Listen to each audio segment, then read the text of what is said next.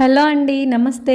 అందరూ ఎలా ఉన్నారు? బాగున్నారా? అమ్మో అక్క నువ్వేనా చీర కట్టుకుంది అనుకుంటున్నారా? అవునండి నేనే కట్టుకోవాల్సి వచ్చిందనమాట. By the way welcome to my channel Kamli vlogs. Thumbnail అయితే చూశారు కదండి. ఈ రోజు అయితే రాజస్థానీ స్పెషల్ దాల్ బాటీ చేయాలని అనుకున్నాం అందరం. సో ముందు రోజు నైటే ఏమేం కావాలో అన్నీ ప్రిపేర్ చేసేసుకున్నాం. మా ఫ్రెండ్ మాటల్లో వినేయండి.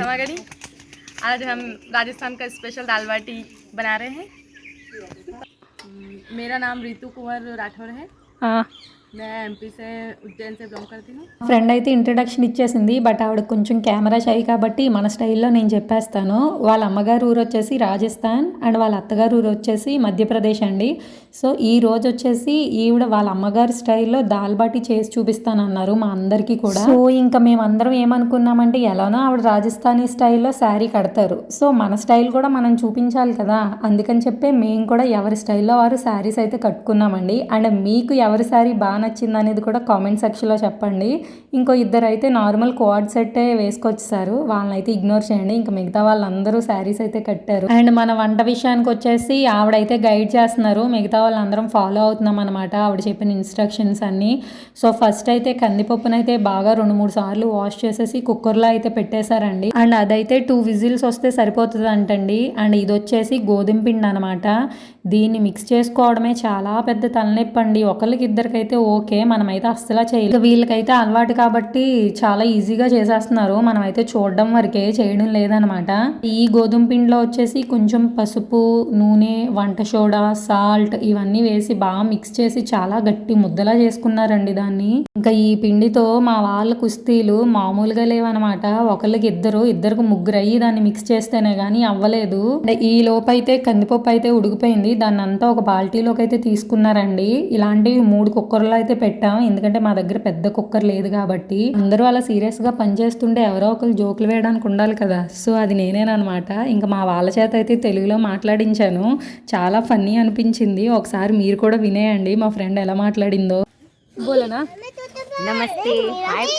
హాయ్ ఫ్రెండ్స్, అందరూ ఎలా ఉన్నారు? అందరూ ఎలా ఉన్నారు? అలానే ఉన్నారు. కోయి నహీ కోషిష్ కరో. ఎలా ఉన్నారు?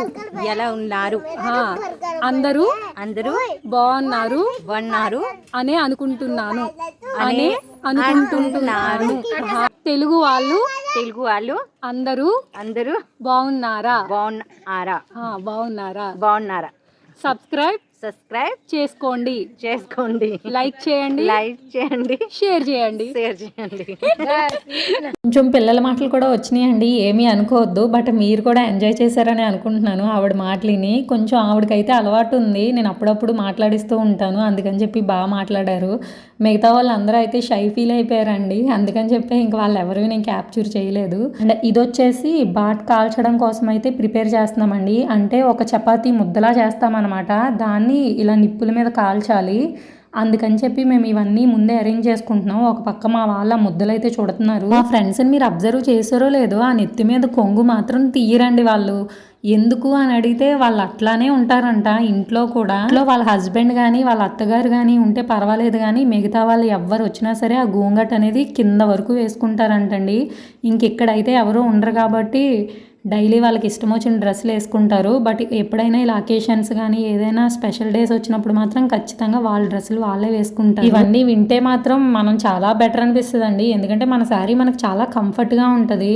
వాళ్ళ గోంగట్లో ఇంత వేడికి ఎలా తట్టుకోగలుగుతున్నారో అర్థం కావట్లేదు నాకు. మాకైతే ఈవిడ ఎలా తయారు చేయాలి అనేది అయితే ఎక్స్ప్లెయిన్ చేస్తున్నారు. రౌండ్గా ముద్దలా కాదంట, ఏదో ఒక కోడిగుడి షేప్లో కావాలి అని ఒత్తి చూపించారు మాకు. ఫస్ట్ అయితే మేము కూడా అలానే చేయడానికి అయితే ట్రై చేస్తున్నాం. ఆవిడంత బాగా అయితే మాకు రావట్లేదండి, బట్ మాకు వచ్చినట్లయితే ట్రై చేస్తున్నాము. మార్నింగ్ ఎప్పుడో 9-9:30కి మొదలు పెట్టాము, బట్ ఆఫ్టర్నూన్ అయ్యేసరికి 2:30 అయిపోయింది. వీటిని కాల్చడానికి అయితే పిడకలు కావాలి కదండి, అవి అయితే అయిపోయినాయి, మాకు దొరకలేదనమాట. మళ్ళీ మా పక్కూరు ఆయనకి ఫోన్ చేస్తే ఆయన తీసుకొచ్చారు, అందుకని చెప్పే టైం చాలా పట్టేసింది. పాపం ఒప్పుకున్న పెళ్లికి వాయించక తప్పదని అటు కక్కలేక మింగలేక మా కోసం పాపం ఇవిడ చాలా కష్టపడుతున్నారు. అందుకని చెప్పే మేము కూడా వెళ్ళి ఏదో కొంచెం అలా హెల్ప్ చేసాము. అవి చేయడం ఒక ఎత్తు అయితే వీటిని కాల్చడం ఒక ఎత్తు అండి. ఇంకా మా వల్ల అవ్వట్లేదని అన్న అయితే వచ్చాడు పాపం. అది వేడి మొత్తం చేతులకు పట్టేస్తుంది. ఇంకా రాజస్థాన్ వాళ్ళు ఎలా చేసి ఎలా తింటారంటారండి బాబు. ఇంకా మనం అయితే కూర్చుంటాకి నుంచుంటాకి తేలిగ్గా ఉంటాం కదా, అందుకని చెప్పి నన్నే తీసుకురమ్మన్నారు. ఇంకా అవన్నీ అయితే ఒక ప్లేట్లో అరేంజ్ చేసి తీసుకొచ్చేసాను. ఇలా 3-4 బ్యాచెస్ అయితే కాల్చామండి. ఓన్లీ మా కోసమనే కాదు, మిగతా అందరికీ సరిపోయేటట్టు చేసామన్నమాట. నాకైతే చుక్కలు కనిపించాయండి బాబు. ఒక పక్క పిడకలు అయిపోయినాయి, ఒక పక్క వాన, ఒక పక్క పిల్లలు, మామూలుగా లేదు హెడేక్ అయితే. ఇంకా మా వాళ్ళైతే తడకాయ వేసేసారండి. ఈ తడక అయితే నేను క్యాప్చర్ చేయలేదు. నేనైతే సింపుల్ గా చెప్పేస్తానండి. ముందుగా అన్ని తాలింపులు వేసేసి ఉల్లిపాయ, మిర్చి, టమాటో ఇవన్నీ మిక్సీ చేసి దాన్ని బాగా ఫ్రై చేశారు. ఇంకా దానిలోనే ధనియా పౌడర్, జీరా powder, kasuri methi, chilli powder ఇవన్నీ వేసి 2 నిమిషాలు అటు ఇటు మగ్గించేసి ఆఫ్ చేస్తారు. నేను ఇక్కడతో దాల్ అయిపోయిందేమో అనుకున్నానండి, బట్ ఇంకా అవ్వలేదు. మళ్ళీ దానిలో ఏం చేశారంటే వేడి నీళ్ళు బాగా మరిగించి వేశారనమాట. అప్పుడు అది ఒక కొలుక్కు వచ్చినట్టు. అండ్ ఇంకొక సైడ్ అయితే మా వాళ్ళ బాట్ అంతా క్లీన్ చేసేసారండి. క్లీన్ చేసేసాక ఇప్పుడు వీటిని ఈ గీలో ఫ్రై చేయాలన్నమాట. గీ మామూలుగా పట్టదు. రాజస్థానీ ఏ డిష్ అయినా సరే మనకి గీ కేజీల్లోనే కావాలి. మన వాళ్ళైతే నా చిన్నపిల్లలకి ఫుడ్ కానీ పెడితే ఇల్లు పీకి పందిరేస్తారండి. బట్ వీళ్ళైతే ఇదే ఫుడ్ చిన్న పిల్లల నుంచి పెడతారు, 9వ నెల నుంచి. అది ఇలా డైరెక్ట్గా ఫీడ్ చేయరండి, మిక్సీ చేసి ఆ పౌడర్ని అయితే పాలల్లో కలిపి తినిపిస్తారనమాట.